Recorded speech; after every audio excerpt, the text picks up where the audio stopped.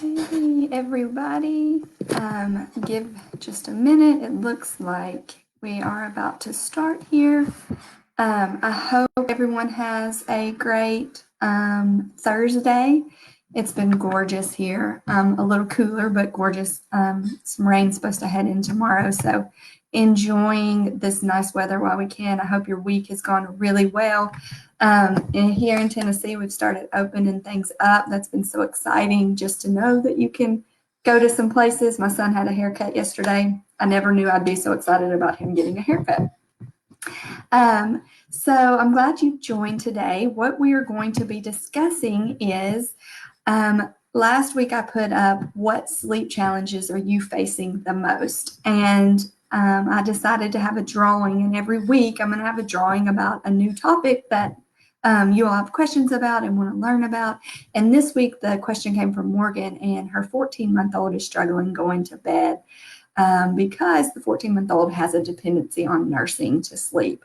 And she's ready to wean, and she's ready to get baby to go to sleep on their own, but really struggling with what to do or why it's even happening.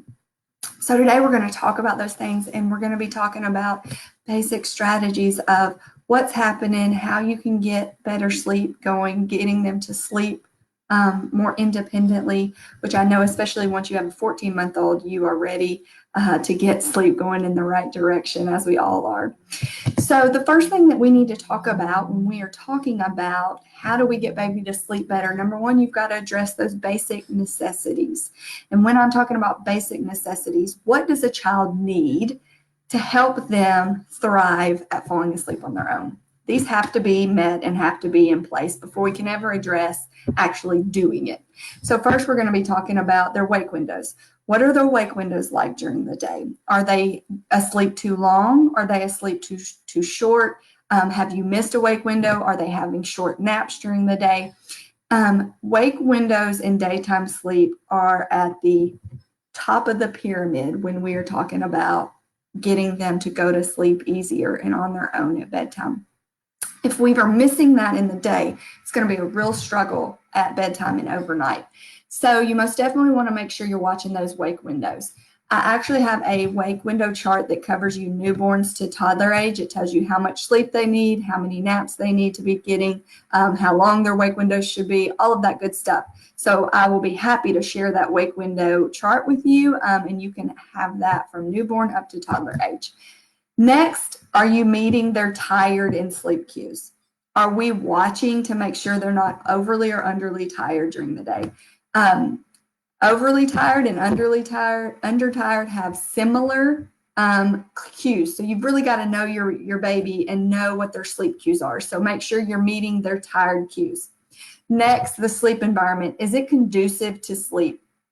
And during the day, we really have to think about that. And even now in the evening and for bedtime, you've got to think about that sleep environment. The reason being, now that the sun is out later and it rises early and it sets late in the evening, it's going to be hard for a baby to fall asleep at bedtime if they don't have that right sleep environment. And I'm talking about the temperature in the room. You want the room to be like a dark cave. That is the ideal sleeping environment, especially for naps and at bedtime and in the early morning hours when sun's starting to peek in. Do they have the right swaddle and the right sleep sack? That's making sure it's a part of our sleep environment is correct. White noise, it needs to be a constant white noise. Nothing on timers, nothing that's going to turn off. You want white noise on always for naps and nighttime sleep. There's no light peeking in anywhere. That's why I said think of a dark cave. And a dark cave is cool. Those cooler temperatures are much more conducive for good sleep. Then you need to find that sweet spot for bed. So if we're talking about younger babies up until even 12 months of age, a lot of times we work on wake windows. And then you have some babies who work off by the clock. So you have to know what is that right timing for your baby when it comes to bedtime. It's got to be in that sweet spot again of making sure they're going down when they need to be asleep. So let's say their wake window is 3 hours. You have to make sure they are going to be asleep at that 3-hour marker, not you're preparing for bedtime at the 3-hour marker and then you've got a 20-minute bedtime. Now we've miss the window and it's a large window. So that's very important to remember what their wake window is. If it's 3 hours, they need to be awake for 3 hours. They need to be going to sleep at that 3-hour marker. So that's the first chunk of making sure that the sleep environment, the basic needs are all met for baby. That's tier 1. We've got to make sure the basic needs are all met before we can ever approach how they fall asleep, how we're going to wean them, those type of things. Once you have your checklist of that, then you can go on to tier 2. The next thing you want to talk about is what method are you going to be choosing to put baby to sleep now, especially if they've been dependent on rocking to sleep, nursing to sleep, a pacifier dependency, reinserting it over and over to sleep. You need to pick a method that you feel comfortable with. And that ranges from extra gentle to more aggressive measures of sleep methods. There's not a one-size-fits-all, and what you choose is going to be right for your family. If you choose to do more extinction or graduated extinction, which are in the cried out methods, then you do that, and that works for your family. Go for it. Don't let anyone judge you or pressure you on what you should do. If you don't want that approach and you want an approach that is much gentler and that works better for your family, then go for it. So when we're talking about gentler, gradual approaches, we're talking about fading technique, wake and sleep technique, chair method technique, hands-on assisted techniques from parents. You're going to have a lot of hands-on being involved with the sleep technique. Some may want more like intermediate approaches to what sleep technique you're going to be using. So there you're going to be talking about short intervals. Maybe you're okay with some short intervals of crying. Maybe you're okay with some in and out of the room fervor, where you're increasing the amount of time you're waiting before you go in the room. Those are some more intermediate approaches. A lot of people like to fall on the intermediate approaches where they're okay with some fussing and some tears, but we're not really okay. We don't want to do the full cried out. So the next one is the more aggressive approaches, and those approaches are going to be extinction and graduated extinction, and you're open to more tears and more crying and more things like that. Again, if it works for your family, do it. The biggest thing about which method you're choosing is you have to stick with it. Research it, know it, be prepared to use it, and implement it. You and your spouse or your partner need to be on the same page as well. You need to both understand the technique you're going to be using at bedtime and overnight. You need to know, both have your questions, ready for each other, because any inconsistencies are going to throw things off, and we don't want a baby to be confused. So by inconsistencies, I mean that mom's going in doing one method and dad goes in the room and does another method. That's going to send confusing signals to baby, and it's going to set you back. When I work with clients specifically and I work one-on-one, there isn't one specific method that I just use. Because our sleep is a science, there's no cookie cutter approach to sleep, okay? So what we have to do is we have to make sure that I get the right plan ready for a family. And usually it's pulling from multiple different methods. We implement them, and then through our time, we even tweak them, okay? So I tweak plans, and I tweak the methods that need to be used that's right for the family, even as we go through our time. So just know that, be consistent with what you pick, and then you may be changing it as you go. So that was tier 2. Which method are you going to choose, and are you and dad or your spouse or significant other on the same page? 3, stay consistent with that. Again, that talks about just babies don't obviously have the mental capacity we have to understand when you do this, this is going to happen. So they get confused if you're not specific about and on staying consistent with how you approach sleep. So that means you are literally going to have a step-by-step approach of what you're going to do when you are going through the bedtime routine. After the bedtime routine, you're wanting to implement your new strategy. You need to be a step-by-step process of how you're going to deal with it, and make sure that baby is not being confused by anything. The next tier that is a very important tier is, one of the questions that Morgan had was, she has a 14-month-old that she's ready to wean. This is a big one. So a lot of times we have a baby who is dependent on nursing or a bottle to sleep. And as they get older, that dependency gets stronger. So now we have a 14-month-old who mom is ready to wean, but baby is used to, falling asleep while nursing. Nursing in a bottle are one of the toughest ones to remove completely from sleep, because it's a very natural connected attachment. Especially when you're nursing, you're attached to mom, and that's a very, very deep attachment to remove. So nursing to sleep is one of the toughest attachments. So first of all, you have to find which one of these methods is going to work best for you when you are ready to wean. Number one, obviously, is a cold turkey method, overnight.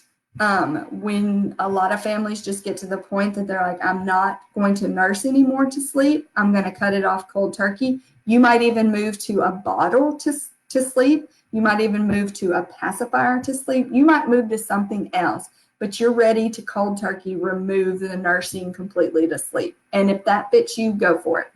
Others want a more gradual approach. So you might be reducing how many nursing sessions you are going to do overnight. Let's say you've been nursing 5 times, your 14-month-old 5 times at night, and now you're going to move to just 2 of the feedings overnight. And we're going to start there.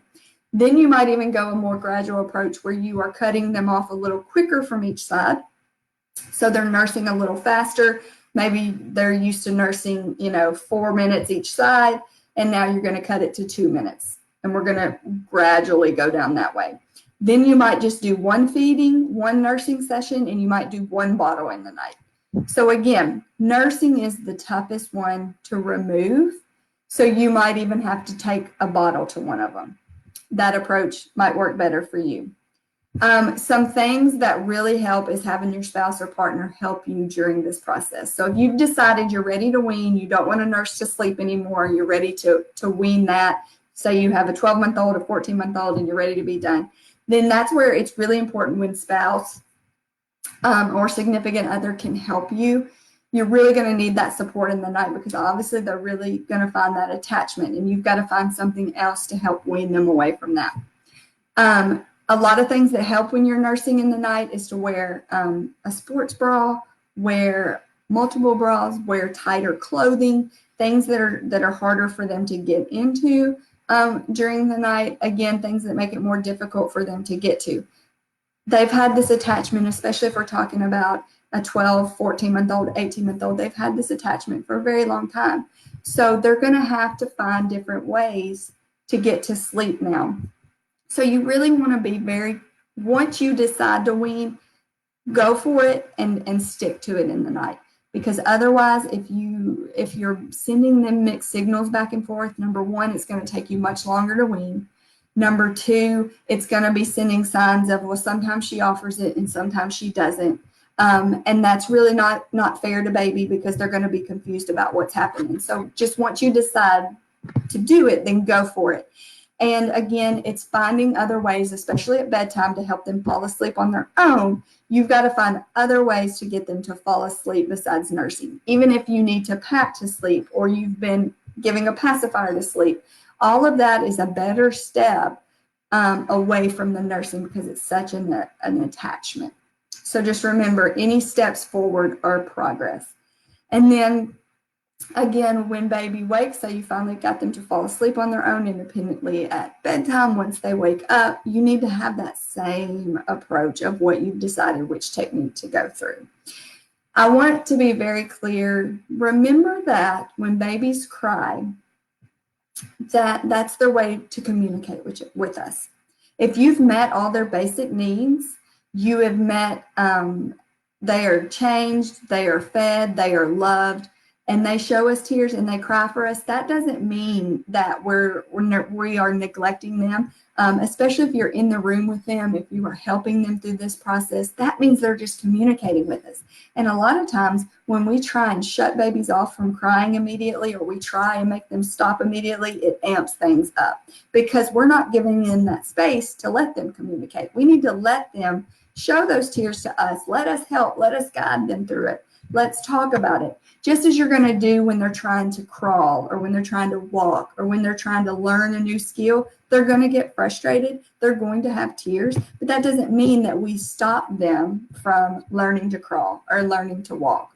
or learning how to, even tie their shoe as they get older. We just help them and support them through that process, and we guide them through it. And that's what I want you guys to remember that's so important is you're the parent, you're there to help and guide them through this process. And even if you do have tears or you do have fussy crying, you're there with them, supporting them. The biggest part of this process is just committing and taking that first step. It gets overwhelming a lot of times, and we feel like I don't know what direction to go, and you get very overwhelmed with what you should be doing. Just take a deep breath, take that first step, and commit to the process if you're ready. Next is, I know sleep is deep and sleep gets very tricky for families. I want you to know that I'm here for you. I want to help you. I want to support you. One of the biggest things that I get enjoyment out of is seeing that process of sleep with families, seeing where we start and where we finish, how we get on the road to successful sleep. So if you have more questions for me, feel free to drop them in the comments, drop them in the group. If you want to personally ask me something, send me a message. I'll be happy to chat with you. Remember, I do have 15-minute calls that you can hop on. We can chat further about things. Let's discuss what your sleep issues are. Is there things that are going on that are deeper that maybe we need one-on-one help and support for? We can chat about that to get sleep going in the right direction for you all. I hope that this has helped you kind of understand what needs to be met, what needs need to be met, and then how you can approach things. Feel free again to reach out to me. I'm going to leave in the comments. I was telling you about that wake time chart that goes from newborns to toddlers. If you need to know how much sleep your little one needs, how many naps they need, all that good stuff will be in that chart for you, and you can have it all the way up to toddlerhood. So I look forward to speaking with you again. And don't forget, we're going to draw right now our next topic that's going to be coming up next week. I can't wait to see what it is. Let's see what we have. Getting my 8-month-old to sleep through the night. He at least wakes up once around midnight and then around 4 a.m. and wakes up for the day around 6 a.m. and does not sleep in his crib.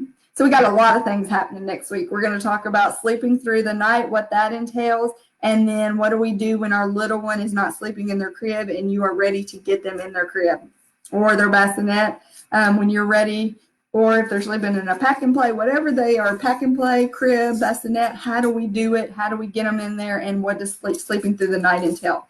I'm excited about this one. This is always the big one. I will be on the same time next week, Thursday at 1 p.m. Central Standard Time. We will be chatting about this. If you have questions for me on this topic we're going to discuss, again, shoot me a direct message, place it in the comment section, or let's hop on a 15-minute call if you want more one-on-one to let's chat about what's happening with your little one. I hope you all have a great rest of your afternoon. I look forward to chatting with you again very soon. Enjoy the rest of your day.